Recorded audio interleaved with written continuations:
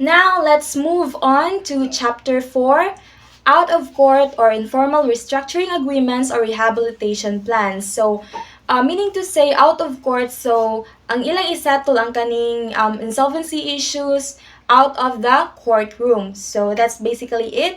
So, Section 83, out of court or informal restructuring agreements and rehabilitation plans. So, what is it? So, kato ang giingon ganina nga they don't really need a judge to settle their kanang issues with the creditor debtor, so there is no need for the intervention of the court, and but kani siya mapush through lang ni siya when it meets the minimum requirements prescribed in this chapter and is hereby organized as consistent with the objectives of this act. This was kanang discussed from the mga previous na chapters.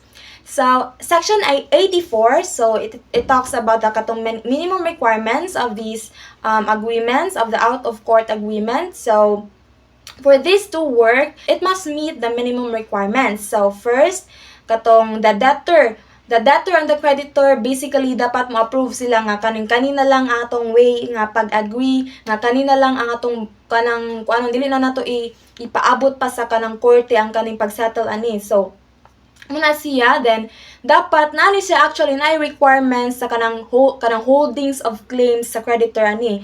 So if ganamo to duha man to nga ka klase sa creditor nga tong gi-mention ganina. So ang secured creditors og ang kanang unsecured creditors nga naay secured obligations against the debtor and unsecured obligations against the debtor. If secured creditor gani ka, mo approve ka if ang holdings nimo is 67% of the secured obligations of the debtor. If unsecured gani kay at least nakahold og claims at least 75% lang of the unsecured obligations of the debtor. And then napadyoy lain na percentage na condition ang kaning 85%, at least 85% nga nakahold siya claims against the debtor sa both both secured and unsecured nga debtor.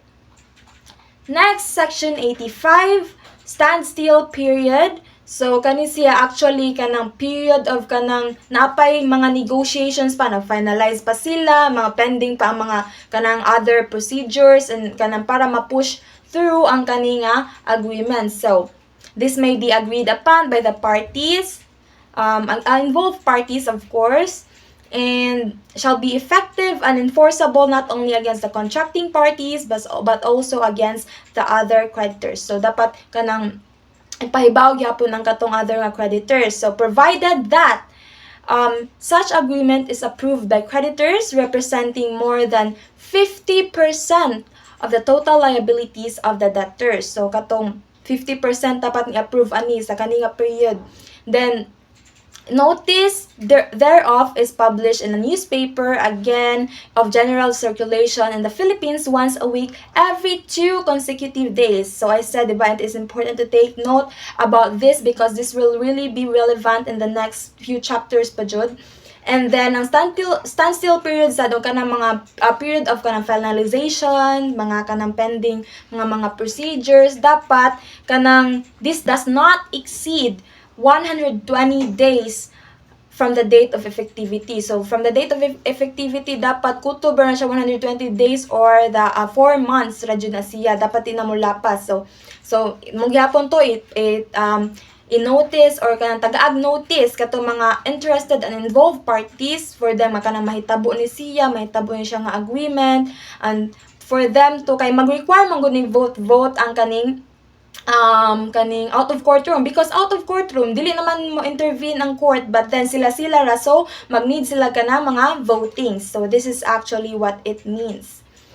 So katong majority votes kay katong nasa section 84 bitaw katong 67% for secured creditors and kanang 75 for unsecured, and sa total nilang duha kay 85%. Dapat ma-meet to siya katong when they would settle na jud in a meeting. So we will discuss that in the creditors meeting. We will discuss that in the next sections. So cram down effect, this is actually katong if approved na ang katong rehabilitation plan or kaning ni-confirm na pwede sila nga magkuan na ani nga agreement or katong out of court agreement, this should be pursuant to an informal workout framework referred to in this chapter shall have the same legal effect as the confirmation of a plan under section 69 hereof. So katong na-mention ganina katong effects sa confirmation sa rehabilitation plan, the same ra gyapon siyang effect, though gitawag siyang calm down effect in this chapter.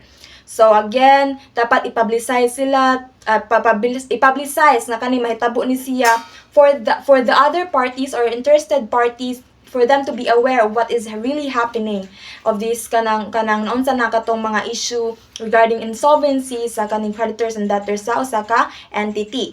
So it shall take effect upon the lapse of 15 days from the date of the last publication of the notice thereof. So, dili dapat malapas 15 days that na ma-take effect na niyang kaning kind of agreement, which is the out of court agreement. Next, Section 87 and Section 88 and 89.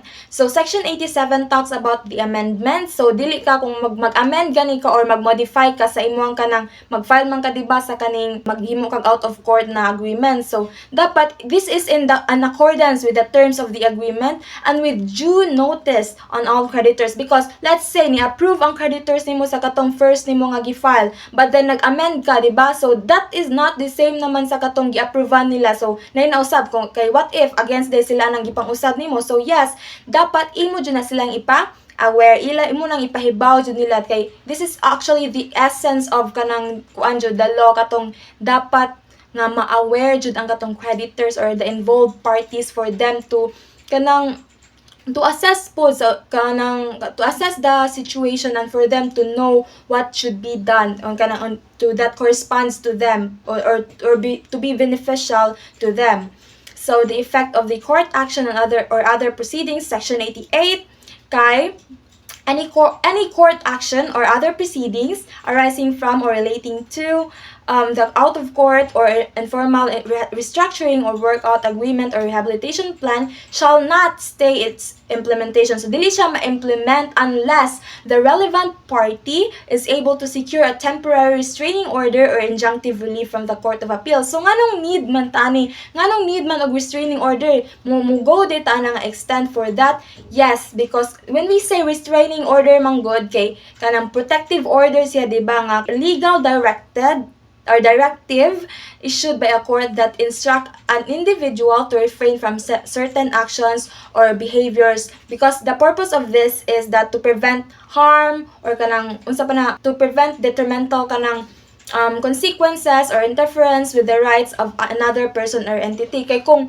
palitan ang kaning debtor kay mag-sell pa siya or napa siya mga transactions bitaw niya nana sila kaning proceedings na kaning out of form mag-settle na siya kay dili gani siya kabayad kay insolvency but then mag-indulge or mag-engage pa siya ka transactions na nag-involve sa iyang assets. So it is actually detrimental sa rights sa lain person or sa lain nga creditors nga deserve sad nga makademand og payment from the debtor. So that is not a proper way of how you kanang kay dili man ka dapat makaikyas sa kanang imong obligations, diba? So ang debtor, if nasa mga inana kay maka detrimental siya sa rights, yang ma-violate ang rights sa katong deserve makuha niya og appropriate payments. So that is why need nga ang debtor is dili sa jud siya magkuan mga transactions nga mag-involve ang asset, except if kana nga transaction is to continue running the day-to-day operation of his or her business or katong mga immediate like mga expenses like kanang mga naabaroy sakit or kanang mga immediate jud na mga circumstances, o kanang unless ang young creditor is secured. We will get into that later in the next succeeding section. So proceed sa Section 89, court assistance.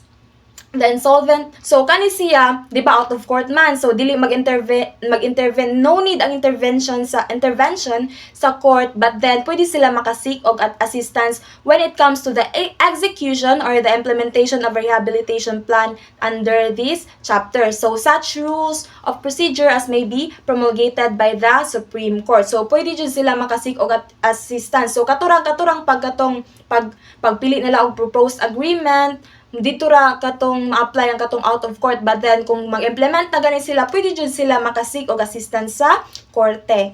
So that is section 89.